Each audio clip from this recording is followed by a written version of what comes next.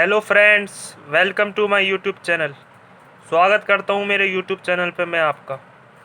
I hope आपने पिछला video देखा होगा जो परसेंटेज का पार्ट 1 पे था, जिसमें मैंने बेसिक कॉन्सेप्ट बताया था। ज़रूर देखा होगा। जैसा कि मैंने पिछली वीडियो में कहा था, मैं वीडियो अब से हर वीडियो के लास्ट में आपके स्टैटिक जी के करंट अफेयर से रिलेटेड कोई एक टॉपिक लाऊंगा, उसके बारे में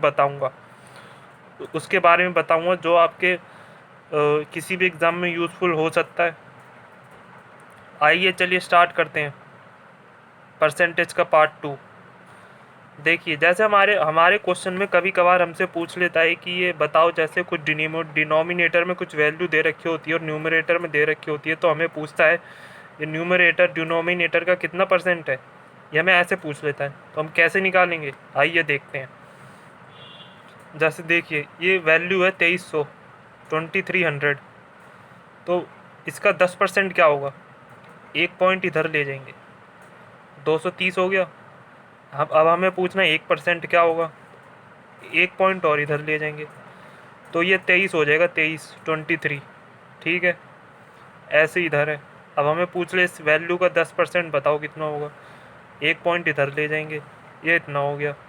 अब हमें पूछ लेगा 1% बताओ, तो एक पॉइंट और इधर ले जाएंगे, तो 14.13 हो गया। ऐसे निकालते हैं। ये मेथड ज़रूर देखना, आपको आसानी करेगा परसेंटेज निकालने में जब ऐसा पूछ लिया जाए। तो अब यही क्वेश्चन सॉल्व करें। मैंने बताया था कोई भी चीज़ अपने आप में 100% होती है, तो 2300 को यहाँ हम 100% मानेंगे, और वो है यहाँ पे 100%। 100% की वैल्यू 2300, 10% की वैल्यू 230। कैसे आई, ऊपर बताया। 1% की वैल्यू 23 है। अब हमें 1413 तक जाना है। कितना परसेंटेज है ये इसका, यही पूछा। 1413, इसका कितना परसेंट है। मैंने क्या किया, 10 में 6 का मल्टीप्लाई कर दिया और यहाँ भी 6 का मल्टीप्लाई कर दिया, तो 1380 आ गया। 1380 आ गया। तो अभी हमें कितना बच गया, 1413 तक जाना था, 1380 बच गया। मतलब 1380 तक आ गए, तो 33 बच गया। 1380 में 33 जोड़ देंगे तो 1413 आ जाएगा। हाँ हाँ जी, ज़रूर आ जाएगा। तो अब हम आगे बढ़ते हैं। तो 1% की वैल्यू कितनी है, 23। 23 ऐड कर दिया, 1403 हो गया। 1403 हो गया, 10 और बच रहा है। तो मैंने देखा, अगर मैं एक का भी आधा करूं तो इसका भी आधा करूंगा, कितना हो जाएगा इसका आधा, 23 का 11.5 हो जाएगा। 11.5 कितना हो जाएगा, 11 11 22, और आधा आधा 23 हो जाएगा 23।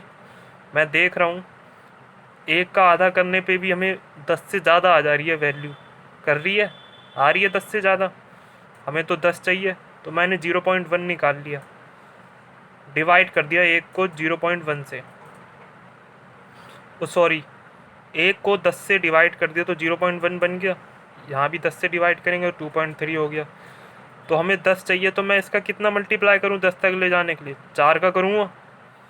4 का करूँगा कि नहीं करूँगा, 4 का करूँगा ना। हाँ जी, ज़रूर 4 का करेंगे। 4 का मल्टीप्लाई किए तो 9 पॉइंट समथिंग समथिंग आएगा, 9.8 9.5, तो वो अप्रॉक्सीमेटली 10 तक पहुँच ही गया। 4 के बाद भी कुछ वैल्यू आ रही थी, तो मैंने 61.4 तक ही रोक दिया, और यही परसेंटेज है। तो 1413 2300 का इतना परसेंटेज है। आगे समझ आ गया कि नहीं आ गया, आगे बढ़ें। चलिए आगे बढ़ते हैं, आगे बढ़ते हैं।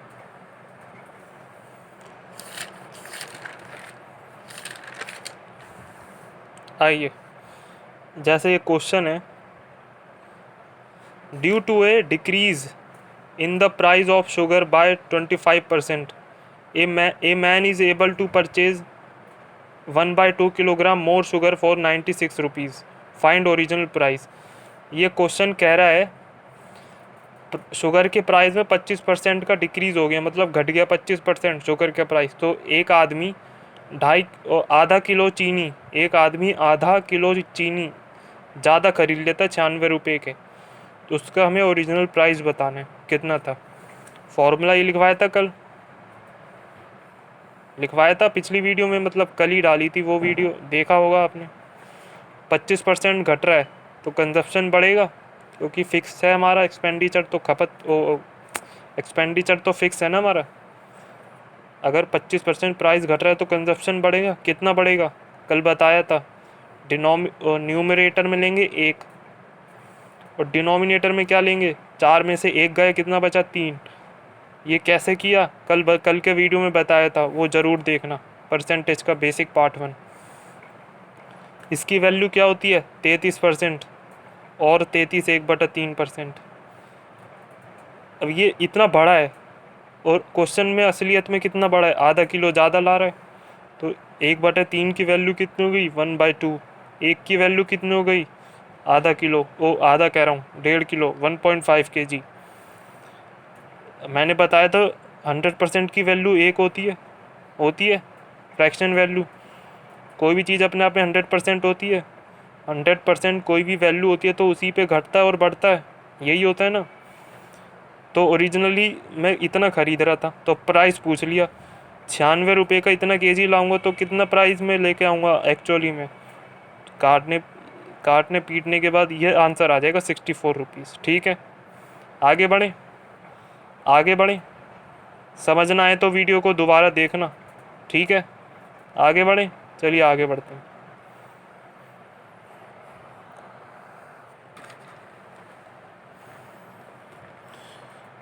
फॉर्मूला होता है price into consumption into expenditure. यही फॉर्मूला होता है। एक्सपेंडिचर तो कांस्टेंट रहता है, प्राइस घटे या बढ़े वैल्यू दे रखी होती नहीं, जैसे क्वेश्चन में वैल्यू दी है। अभी जो क्वेश्चन करा उसमें 96 दिया हुआ था। फिक्स है ना? फिक्स है, हाँ जी फिक्स है, हाँ जी वो वैल्यू फिक्स है। तो सी इधर आ जाएगा, इन्वर्सली प्रोपोर्शनल हो जाएगा। इन्वर्सली प्रोपोर्शनल, कंजप्शन बढ़ेगा तो प्राइस घटेगा, प्राइस बढ़ेगा तो कंजप्शन घटेगा। तो हमारे जो भी क्वेश्चन करा उसमें क्या हो रहा था? प्राइस घट रहा था, डिक्रीज़ हो रहा था ना 25%। 25% की फ्रैक्शन वैल्यू क्या होती है? 1/4। अभी बताइए, कल भी बताई थी। तो पहले 4 थी, 1 घटने के बाद हो गई 3, तो कंजप्शन बढ़ेगा, तो 3 से 4 हो गया। कंजप्शन बढ़ के 3 से 4 हो गया ना, इन्वर्सली प्रोपोर्शनल है। कितना डिफरेंस है? कितना बढ़ा? 1 बढ़ गया कंजप्शन। 1 बढ़ गया तो असलियत में कितना बढ़ा है? आधा किलो बढ़ा है असली में। तो पहले कितना ला रहा था? इससे मल्टीप्लाई कर दिया, 3/2 आधा किलो। अब कितना ला रहा है दोबारा? अब प्राइस घटने के बाद कितना ला रहा है? 4/2, 2 किलो ला रहा है। अब क्वेश्चन इसका डिफरेंस कितना है? आधा किलो है ना, डिफरेंस आधा किलो आ गया ना। अब प्राइस पूछा है ओरिजिनल, तो ओरिजिनल प्राइस तो यही है, 4 रेशो ही तो है कि नहीं? ये इस वाली साइड का कंजप्शन क्या है? इस वाली साइड में कंजप्शन क्या है? 1.5 किलो। तो 96 का 1.5 किलो लेके आया तो उसने कितने पैसे दिए? उसको 64 रुपये दिए, 64 रुपीज़। ठीक है, आगे बढ़ें। आइए आगे बढ़ते हैं। ये क्वेश्चन देखिए, ड्यू टू ए 50%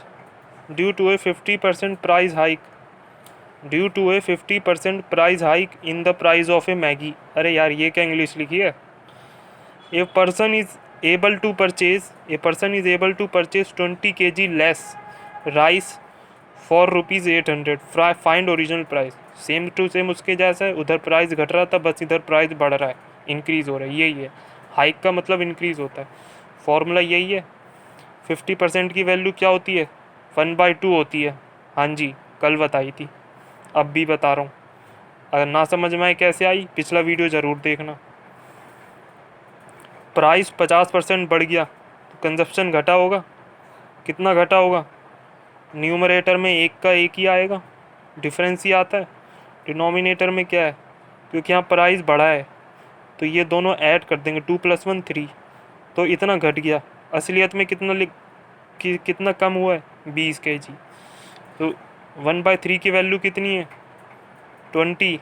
1 की वैल्यू कितनी हो जाएगी? 60।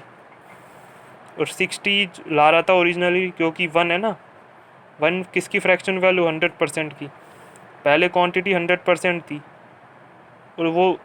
और उसकी वैल्यू क्या है? 60 किलो। ठीक है, प्राइस क्या होगा? 800/60 हो जाएगा प्राइस। 800/60 हो जाएगा, 800/60 हो जाएगा। हाँ जी ज़रूर। काटने पीटने के बाद आंसर क्या आएगा? 13.33 रुपीज़। ये उसका ओरिजिनल प्राइस है, प्राइस बढ़ने से पहले। ठीक है, ठीक है, आगे बढ़े, आगे बढ़े।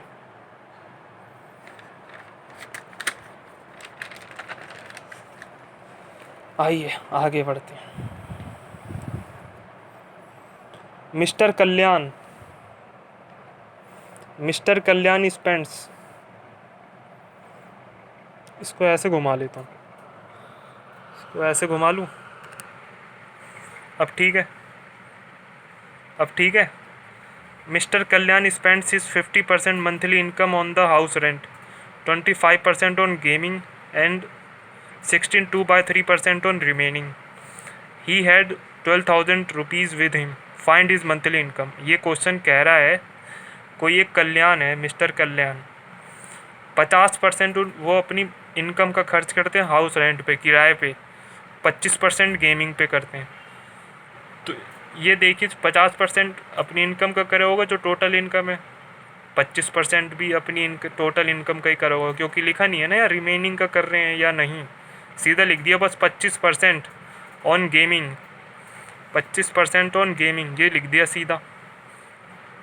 तो मतलब टोटल कर लेंगे, टोटल 75% टोटल का वो खर्च कर देने, इन दोनों को मिला दें।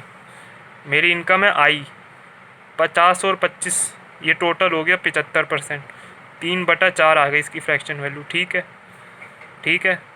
अपनी टोटल इनकम का 3/4 करने के बाद कुछ वैल्यू आई होगी यहाँ, फिर रिमेनिंग का इतना 16.2/3% रिमेनिंग का, उसका खर्च करने के बाद जो बच रहा है 12,000, वो ये है, वो 12,000 यहाँ बच रहा होगा।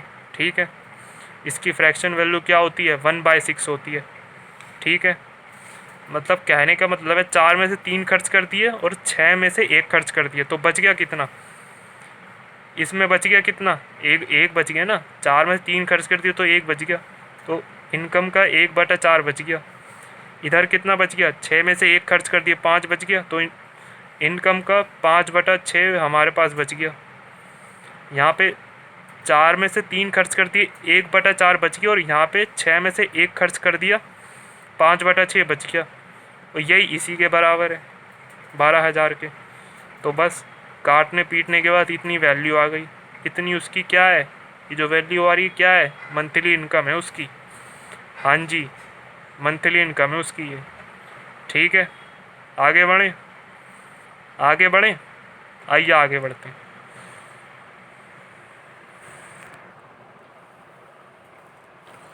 आइए आगे बढ़ते हैं।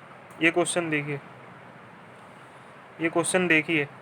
आशीष spends 82% on several expenses. From the remaining, he gives 1/6 part to her brother, 2/3 to his sister, and remaining he keeps as saving. If the difference between the amounts he gave to his sister and his brother was this इतना, find आशीष savings. समझ में आया question? ये आशीष है वो 82% अपनी income खर्च कर देता है, और जो बच जाती है उसमें से 1/6 तो पार्ट अपने भाई को देता है, और जो बची है ना 82% खर्च करने के बाद, उसी में से 2/3 उसका अपनी सिस्टर को दे देता है, बहन को। और जो उसके पास और जो बच जाती है इन सब चीज़ों के बाद, वो उसे सेविंग कर लेता है, सेविंग कर लेता है उसकी। If the difference between the amount ही, मतलब जो उसने अपनी बहन और भाई को पैसे दिए ना, उनके बीच का डिफरेंस दिया भाई इतना, उसकी सेविंग बतानी है। ठीक है, चलें क्वेश्चन सॉल्व करें। 82% में खर्च कर दिया, बचा कितना? 100 में से हमने 100 इनकम मान ली, 82 खर्च कर दिया, 18 बच गया। हाँ जी 18 बच गया, और माइनस बचे हुए का उसने क्या किया? 1/6 पार्ट बचे हुए का किसको दे दिया? किसको दे दिया? क्या लिखा है क्वेश्चन में? अपने भाई को दे दिया। तो ये हो गया, ये आ गया एक्सप्रेशन। फिर से माइनस, इसी का ही 2/3 पार्ट उसने अपनी बहन को दे दिया, बहन को दे दिया। फिर मैंने क्या किया? इसको सॉल्व कर लिया बस। 6 3 जा 18, 3/100, 3/100, 3 6 जा 18, 6 इंटू 2 12, 12/100, 12/100, 3/100 उसकी सेविंग आ गई। ये जो 3/100 आ गई, इसको सॉल्व किया तो 3/100 उसकी सेविंग आ गई, क्योंकि बच्चे में से ही तो दिया था। क्वेश्चन कह रहा है बच्चे में से बहन को दिया, भाई को दिया, और बहन भाई को देने के बाद जो बच गया वही उसकी सेविंग है। तो 3/100 उसकी सेविंग हो गई 3/100। ये बहन का है, ये भाई का है, इन दोनों का डिफरेंस दिया भाई इतना। तो 12 में से 3 गए, कितना बच गया? 9 बच गया, क्योंकि डिफरेंस निकालना में। तो 9/100 की वैल्यू ये दे रखी है। एक की वैल्यू इतनी आ जाएगी। एक यहाँ पे उसकी 100% है, मतलब उसकी मंथली इनकम इतनी है 234,666.6, ये उसकी मंथली इनकम है, मंथली इनकम है। इसी का 3/100 उसकी क्या होगी? सेविंग होगी। इसी का 3/100 क्या होगी? उसकी सेविंग होगी। बस काट लेना, पीट लेना, जो आंसर आए वही उसकी सेविंग है। मेरे पास जगह कम हो रही थी इसलिए मैं लिख नहीं पाया, बाकी ये आप काम कर लेना, अपनी कैलकुलेशन की स्पीड बढ़ाना, इसको सॉल्व करना, काटना पीटना। ठीक है, आगे बढ़ें, आगे बढ़ें, चलिए आगे बढ़ते हैं, आगे बढ़ते हैं। अब अगला हमारा टॉपिक है सक्सेसिव रिलेशन। सक्सेसिव का मतलब है परसेंटेज पे परसेंटेज, मतलब कोई एक परसेंट है और एक और कोई परसेंट दे रखी है। जैसे कहते हैं ना, हमें डिस्काउंट मिला, हम गए थे घाघरा खरीदने, हम घाघरा खरीदने, हमें मिला डिस्काउंट। सक्सेसिव का मतलब है 2 भी हो सकता है, 3 भी हो सकता है। ठीक है, ये सक्सेसिव का फॉर्मूला होता है x + y + x × y/100, ये सक्सेसिव का फॉर्मूला होता है। ठीक है, ये फॉर्मूला है। ये आया कहाँ से उससे हमें मतलब नहीं है, एग्ज़ाम में हमें तो सिर्फ डायरेक्ट इसका यूज़ करना है। ठीक है, ठीक है। जैसे अब देखिए, मैंने कहा कोई वैल्यू है 100, उसका मैंने 20% बढ़ा दिया तो कुछ वैल्यू आई होगी, आई। उसका फिर मैंने 10% बढ़ा दिया तो कुछ वैल्यू आई होगी। तो मुझे 2 बार ऑपरेशन करना पड़ रहा है ना, पहले 20 बढ़ाया फिर 10 बढ़ाया। तो मैं क्यों ना मैं इसका एक ही परसेंटेज बढ़ा लूँ, 20 और 10 का। वो एक परसेंटेज बढ़ाने के लिए ये फॉर्मूला यूज़ करते हैं सक्सेसिव का। ये झंझट है ना, पहले 20 करो फिर 10% करो। मैं सीधा इस फॉर्मूले में रख के वैल्यू निकाल लूँगा एक। देखा मैंने यहाँ 100 को पहले 20 बढ़ाया तो फिर 120 हुआ, 120 को 10% बढ़ाया तो 132 हो गया। तो ओवरऑल कितना बढ़ गया? 100 से 32 बढ़ गया, 32%। हाँ जी, 32% बढ़ गया।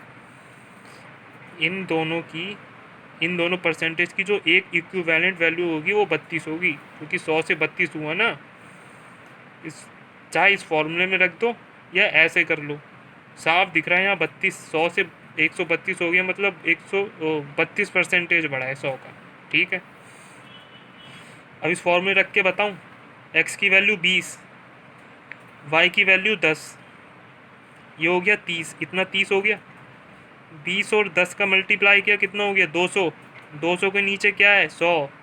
200 के नीचे 100 है, का 200 को 200 ऊपर है, 100 नीचे है, तो काट दूँ तो 2 ही रह जाएगी ये वैल्यू। ये कितनी वैल्यू थी? 30। तो कितना हो गया? 32 आ गया आंसर। हाँ जी, 32 आ गया, और यहाँ से भी हमने देखा 32 आया। ठीक है, मैं इसको यहाँ लिख दूँ, ये 10 को पहले कर दूँ या 20 को बाद में कर दूँ, कोई फ़र्क पड़ेगा क्या? कोई फ़र्क पड़ेगा? कोई फ़र्क पड़ेगा क्या? नहीं पड़ेगा ना। इस सक्सेसिव रिलेशन के फॉर्मूले आप वैल्यू रख के देखना, पहले 10 रख लो या बाद में 10 रख लो, वैल्यू एक ही आएगी, इक्विवेलेंट जो परसेंटेज आएगा वो एक ही आएगा।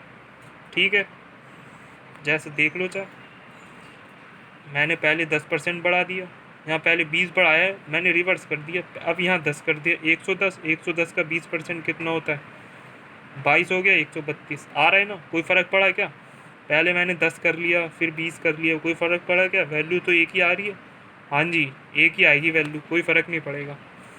जैसे ये देख लो, 900 का पहले मैंने बढ़ाया 50%, 50% बढ़ाया तो कितना बढ़ाया होगा? 900 का आधा, 450, 450 प्लस कर दिए 900 में, कितना? 1350। अब इसका 10% घटा दिया, कितना घट गया?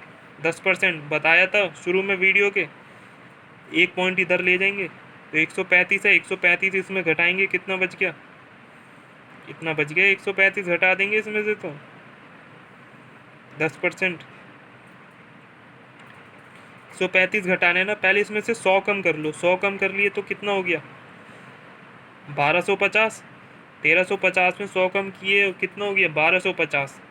135 करना था ना, हमने तो 100 किया है, बच कितना गया 35। 35 और कम कर दो 1250 में से, कितना हो गया 1215। हाँ जी 1215। अब मैं क्या करूँगा, पहले इधर अब पहले 10 कर लूँगा फिर 50 करूँगा। तो 900 का 10% कितना होता है 90। 90 घटा दिए कितना आ गया 810 आ गया। हाँ जी 810 आ गया। अब इसका 50% बढ़ा दिया, कितना आ गया इसका इसका 50% कितना होता है 405। 405 अगर इसमें जोड़ दूँ तो कितना आएगा 1215। मतलब देख लिया ना, वैल्यू सेम आ रही है, वैल्यू सेम आ रही है। आ रही है कि नहीं आ रही है, आ रही है ना। ये तो 100 पे था तो हमने इजीली बता दिया, हाँ जी ये 100 है, ये बढ़ने के बाद 132 हो गया। तो नेट नेट जो वैल्यू बढ़ी है वो 32% बढ़ी है। इसमें कैसे निकालोगे, तो हम इस फॉर्मूले का यूज़ करेंगे, इसमें रख के निकाल लेंगे, इसमें रख के निकाल लेंगे। मुँह जवानी करना है, मुँह जवानी बस। जिसकी वैल्यू माइनस दी है वहाँ माइनस आ जाएगा और जिसकी वैल्यू प्लस दी है वहाँ प्लस रहेगा। इस फॉर्मूले में रख के निकाल लेंगे, ठीक है। 50 है तो x की वैल्यू 50, -10 है तो y की वैल्यू -10। तो 50 में से 10 गए कितना हो गया 50 - 10 कितना हो गया 40 हो गया कि नहीं हो गया 50 - 10। x की वैल्यू 50 थी, y की वैल्यू -10। ये दोनों मल्टीप्लाई में, पर y के साथ माइनस है ना तो इधर भी माइनस आ जाएगा। आ जाएगा कि नहीं आ जाएगा, आ जाएगा ना। 50 × 10 कितना हो गया 500। 500 की 2 जीरो से इस 100 की 2 जीरो चली गई तो इधर कितना बच गया 5 बच गया कि नहीं बच गया। तो यहाँ कितना आ रहा था 40 आ रहा था, यहाँ भी माइनस होगा क्योंकि y की वैल्यू माइनस थी। तो 40 में से 5 गए कितना बच गया 35%। तो इसको 35% बढ़ाएंगे तो इतनी वैल्यू आ जाएगी, ठीक है। आ गया समझ, नहीं समझ आया तो वीडियो को दोबारा देखना, अपनी कॉपी में लिख के प्रैक्टिस करना, ठीक है। आ गया समझ, आगे बढ़ें, आगे बढ़ें, चलो ठीक है आगे बढ़ते हैं, आगे बढ़ते हैं, आगे बढ़ते हैं। चलो इसको ऐसे घुमा लेता हूँ। अब ये देखो, ये देखो 100 है, 100 को 25% बढ़ाया 125 हो गया, हो गया। अब इसको इतना परसेंट घटाना है, माइनस है ये, इसको इतना परसेंट घटाना है, इसको इतना परसेंट घटाना है। तो 125 का 12.5% कितना होगा इतना होगा, तो मतलब माइनस कर दूंगा 125 में से 15.6 माइनस कर दूंगा, इतना आ जाएगा। हाँ जी आ जाएगा। अब मैं देख रहा हूँ ये 25% बढ़ाना तो आसान है, ये मुश्किल है, तो मैं इसको पहले कर लूँगा अपनी आसानी के लिए। 100 में से 12.5 घटाएं तो कितना आया 87.5 आएगा, आएगा कि नहीं आएगा। ये इजी है ना 100 में से करना इसको। अब मैं इसका 25% बढ़ा के वैल्यू लिख दूँगा, तो इसकी 25% क्या होगी, इसके आधे का भी आधा, इसका आधा कितना होगा हाफ, इतना, इसका भी हाफ कितना होगा इतना। तो ये हो गई इसकी 25% की वैल्यू। बढ़ गई आसानी से, यही होती है ना 25%, किसी वैल्यू का आधा और उसका आधा वही होता है 25%। तो इसमें ऐड कर दूंगा, इसी में आ गई इतनी वैल्यू, यहाँ भी इतनी आ रही है, तो कोई फ़र्क पड़ा नहीं पड़ा ना। हाँ जी नहीं पड़ेगा फ़र्क। आगे बढ़ें, चलिए आगे बढ़ते हैं। अब ये देखिए, अब हमें क्वेश्चन दे देता है कभी कभी, एक वैल्यू है वो x% बढ़ गई, बढ़ने के बाद कुछ वैल्यू हो जाएगी, हाँ जी हो जाएगी। उसको 10% घटा दिया तो उसकी वैल्यू 8 पर इतनी हो गई। मतलब मेरा कहने का मतलब है, हमारी कुछ सपोज मैंने कुछ 100 कुछ संख्या है हमारी वैल्यू है, उसको x% बढ़ाया तो कुछ वैल्यू आई होगी, आई होगी। फिर जो वैल्यू आई उसको 10% घटा दिया तो फिर कुछ वैल्यू आई होगी। तो क्वेश्चन में क्या करता है ना, पहले दे देता है कुछ वैल्यू को हमने x% बढ़ाया, फिर जो वैल्यू आई उसको 10% घटाया डिक्रीज़ किया, फिर जो ओवरऑल इंक्रीज़ हुआ है ना वो 8% का है। तो मैंने देख लिया यार 8% का है, तो मैंने लेट कर लिया वैल्यू 100 थी। टोटल ओवरऑल इंक्रीज़ 8% का है, ओवरऑल जो नेट चेंज हुआ है इंक्रीज़ हुआ है वो 8% का है। तो मुझे यहाँ 10%, मतलब यहाँ 100 का है, x% बढ़ने का कुछ वैल्यू आई, और यहाँ पे 10% घटाने के बाद ये वैल्यू आ गई, जिससे हमारा ओवरऑल परसेंट इंक्रीज जो है वो 8% का है। तो मैं क्या करूँगा, मैं रिवर्स कर लूँगा। अभी बताया ना रिवर्स, इसको पहले कर लो इसको बाद में कर लो। अभी बताया ना कुछ फ़र्क नहीं पड़ता। ऊपर बताया, अभी बताया ना, ऊपर बताया कि नहीं बताया? हाँ जी बताया ऊपर। तो 100 को 10% पहले घटा दूँ तो कुछ फ़र्क पड़ेगा क्या? नहीं पड़ेगा, नहीं पड़ेगा। 100 को 10% पहले घटा दूँ तो कितना कितना हो जाएगा? 100 का 10% कितना हो गया? 90। ओ सॉरी, 100 का 10% कितना हो गया? 10। 10 में 100 में से 10 घटाऊँ तो 90। अब 90 को x% बढ़ाया और 108 तक गया, कितना बढ़ गया? कितना बढ़ गया जी? 18 बढ़ गया। किससे? किस पे बढ़ाया है? 90 पे। तो ये कितना परसेंट है? काटने पीटने के बाद कितना आया? कितना आ गया काटने पीटने के बाद? 18 5 जा 18 5 जा होता है, 18 5 जा होता है। हाँ जी 18 5 जा, तो 1/5, 18 5 जा 90। 1/5 की कितनी वैल्यू होती है? 20%। 1/5 की कितनी वैल्यू होती है? 20% होती है जी 1/5 की वैल्यू। ठीक है, आगे बढ़े, आगे बढ़े, आइए आगे बढ़ते हैं। अगला question, due to the 20% due to the 20% hike in the price of a dal. दाल है कोई, उसमें 20% का हाइक हो गया और उसका एक्सपेंडिचर में भी वो उछाल आ गया, मतलब इंक्रीज़ हो गया 50%। दाल का प्राइस भी बढ़ गया 20% और हमारा जो खर्चा है वो 50% बढ़ गया। तो हमें बताओ हमारा कंजप्शन में कितना चेंज आया होगा? नेट चेंज, नेट चेंज कितना आया होगा कंजप्शन में? ये हमें एक एक्स की वैल्यू पता है, वाई की नहीं पता है। यही होता है सक्सेसिव फार्मूला। अब हम कैसे बताएं कितना चेंज आया? कैसे बताएं? एक्स की वैल्यू तो 20% रख लेंगे, वाई की वैल्यू हमें पता नहीं।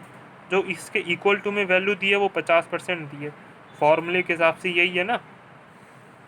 ये 20% है, ये पता नहीं, ये 50% बढ़ गया। 20% बढ़ी है, ये 50% बढ़ी है। तो ओवरऑल कितना हुआ होगा? यहाँ पे कुछ वैल्यू रही होगी, कितनी आएगी वैल्यू यहाँ? यहाँ कितनी वैल्यू लूँ कि 50% आ जाए? ये इंक्रीज़ 50% इंक्रीज़ आ जाए। तो मैं क्या करूँगा? ये ऑप्शन दिए हुए हैं, मैं क्या करूँगा? मैंने देखा अगर मैं यहाँ 20% लूँ, दूसरी वैल्यू ये वाई की वैल्यू 20% लूँ, यहाँ रख के देखूँ 20%, सपोज वाई की वैल्यू 20 है, तो 20 कितना हो गया? 40। ये इतनी वैल्यू 40 हो गई, एक्स भी 20 वाई भी 20, तो कितना हो गया? 20 इंटू 20 400। 400 के 2 जीरो और इसके 2 जीरो कट गए, 4 बच गया। तो ये 20 और ये 4 कितना हो गया? 44 हो गया। तो मैंने यहाँ देखा कोई 2 परसेंटेज है, उसका इक्विवेलेंट परसेंटेज निकालना हो तो उसके सम से ज़्यादा आता है, उसके सम से ज़्यादा आता है। कोई 2 परसेंटेज हो, उसका एक अकेला इक्विवेलेंट उसी के बराबर परसेंटेज निकालना हो तो उसके सम से ज़्यादा आएगा। आएगा कि नहीं आएगा? उसके सम से ज़्यादा आएगा ना। इस फॉर्मूले में रखेंगे। सक्सेसिव का काम क्या है? किसी भी 2 परसेंटेज को 1 परसेंटेज बनाना। तो 20 + 20 प्लस 20 इंटू 20/100, 44 आ रहा था, 44 आ रहा था ना।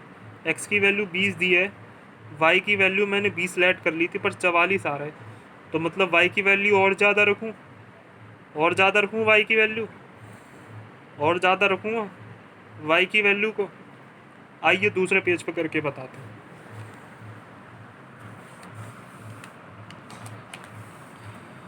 20 थी हमारी, प्राइस बढ़ गई, 50 तो हमारा एक्सपेंडिचर बढ़ गया, तो कंजप्शन में कितना चेंज आया वही बताना था।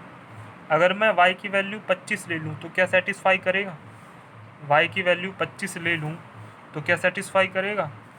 आइए देखते हैं करेगा कि नहीं करेगा। फॉर्मूले में रख देते हैं सक्सेसिव के फॉर्मूले में रख देते हैं। यही फॉर्मूला बताया था, x plus Y plus X into Y upon में 100। ये कितना हो गया? 45। ये कितना आएगा? 25 टू जा 500 अपॉन 100, 2 जीरो से 2 जीरो गए, ये कितना आ गया? 50%। आ गया 50%, आ गया ना। तो मतलब y की वैल्यू 25 रही होगी, y की वैल्यू 25 रही होगी कि नहीं, तभी 50 आया है। तो हम ऑप्शन से खेलेंगे, यहाँ पे ऑप्शन से खेल के देखेंगे गेम ये वाला, ठीक है? समझ में आ गया? चलिए आज की क्लास हम यहीं पे ख़त्म करते हैं, और जैसा कि मैंने कहा था आपके लिए आरबीआई का टॉपिक लेकर आया हूँ, उसके बारे में इंफॉर्मेशन दूंगा। आइए चलिए देखते हैं।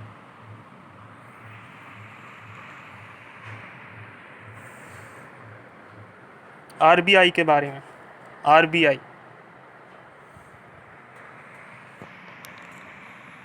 आरबीआई जी, आरबीआई का फुल फॉर्म क्या है? The reserve Bank of India. The हमने इज्जत देने के लिए लगा दिया, रिज़र्व बैंक ऑफ इंडिया। ये कब हुआ था? इसको बनाने के लिए एक एक्ट लाया गया था, 1934 में। Reserve Bank of India act 1934 में लाया गया था। 1934 उस टाइम हमारे अंग्रेज़ों का शासन था यहाँ पे, अंग्रेज़ों का शासन इंडिया में। तो कोई अंग्रेज़ी लाया होगा? हाँ जी, अंग्रेज़ी लाया था।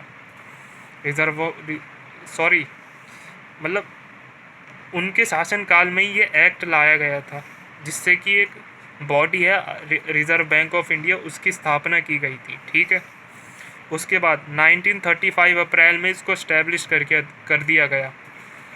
1934 में एक्ट लाया गया था, reserve Bank of India act, RBI बनाने के लिए, और 1935 अप्रैल में इसको इस्टेब्लिश कर दिया गया। और इसके जो फर्स्ट गवर्नर बने थे ना, वो अंग्रेज़ थे, ब्रिटिशर्स। ऑसबॉर्न स्मिथ इसके गवर्नर थे आरबीआई के। कब? इंडिपेंडेंस मिलने से पहले। उसके बाद जब हमारे पास पावर्स को ट्रांसफ़र कर दिया गया, अपनी सरकार बन गई, तो 1949 में बैंक हमारा नेशनलाइज्ड हो गया। 1949 में बैंक हमारा नेशनलाइज्ड हो गया। नेशनलाइज्ड का मतलब है सरकार के अधीन आ गया, अंडर सरकार के अंडर आ गया, गवर्नमेंट के अंडर आ गया, ठीक है? और जो फर्स्ट इंडियन गवर्नर थे आफ्टर इंडिपेंडेंस, उनका क्या नाम था? सी डी देशमुख, ठीक है? और जो अभी हैं हमारे करंट के, उनका क्या नाम है? शक्तिकांता दास। ये 25वें गवर्नर है आरबीआई के। ये रिटायर्ड आईएएस ऑफिसर रह चुके हैं, ये जो कि अब रिटायर हो गए हैं, ठीक है? समझ में आया? ठीक है। और हमारे आरबीआई में गवर्नर के अलावा भी डिप्टी गवर्नर्स होते हैं, डेप्यूटी गवर्नर्स, ठीक है? उनका नाम क्या है? M.K. Jain, B.P. Kanungo, N.S. Viswanathan. ये हमारे डिप्टी गवर्नर्स हैं, डेप्यूटी गवर्नर्स, ठीक है? 25वें गवर्नर हैं करंट के हमारे शक्तिकांता दास। मतलब 25 गवर्नर बन चुके हैं अभी तक आरबीआई के, 25वें शक्तिकांता दास हैं। ये रिटायर्ड आईएएस ऑफिसर हैं। हमारा 1949 में बैंक नेशनलाइज्ड हुआ था, सरकार के अंडर आ गया था हमारी जो सरकार बनी थी इंडिपेंडेंस के बाद। इसके फर्स्ट गवर्नर कौन थे after independence? First Indian governor CD. Deshmukh. RBI की स्थापना इस्टेब्लिश कब हुआ? 1935 में इस्टेब्लिश हुआ आरबीआई, अप्रैल में। फर्स्ट गवर्नर कौन थे? अंग्रेज था कोई, Osborne Smith. Reserve Bank of India Act लाया गया था आरबीआई को बनाने के लिए 1934 में, और इसकी स्थापना हुई थी 1935 अप्रैल में। ओके गाइस, कैसा लगा सेशन वीडियो में कमेंट करके ज़रूर बताना। ओके गाइस, चलें अब, सेशन कैसा लगा वीडियो में कमेंट करके ज़रूर बताना। ओके गाइस, चलते हैं, बाय।